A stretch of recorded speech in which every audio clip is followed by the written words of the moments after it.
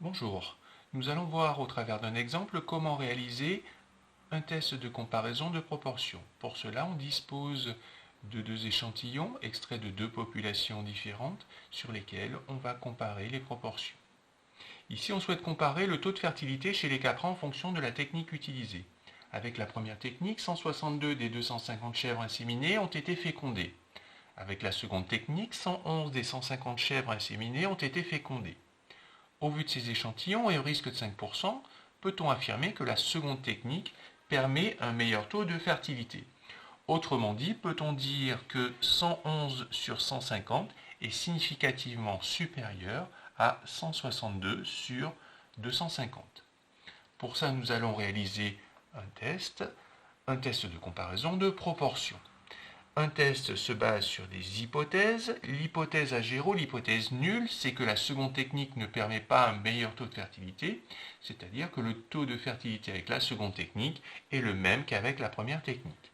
L'hypothèse alternative, qui provient de la question qu'on se pose, est que la seconde technique permet un meilleur taux de fertilité.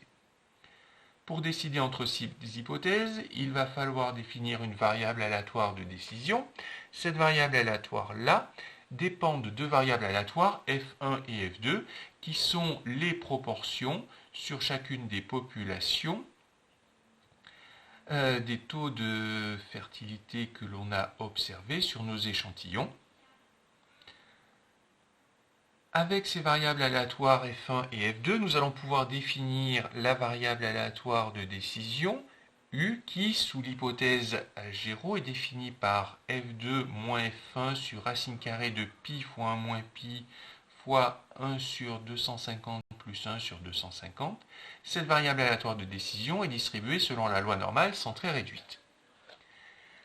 250 et 150 au dénominateur sont ici les tailles des échantillons que l'on a prélevés, et pi, c'est la proportion de fécondés sur l'ensemble des deux populations.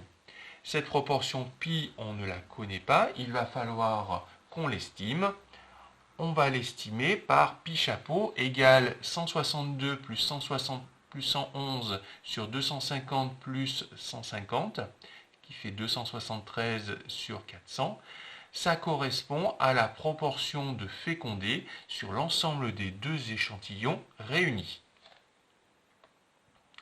Sur notre échantillon, notre variable aléatoire de décision prend comme valeur 111 sur 150 moins 162 sur 250 divisé par racine carrée de 273 sur 400 fois 1 moins 273 sur 400 fois 1 sur 250 plus 1 sur 150, ce qui fait 191.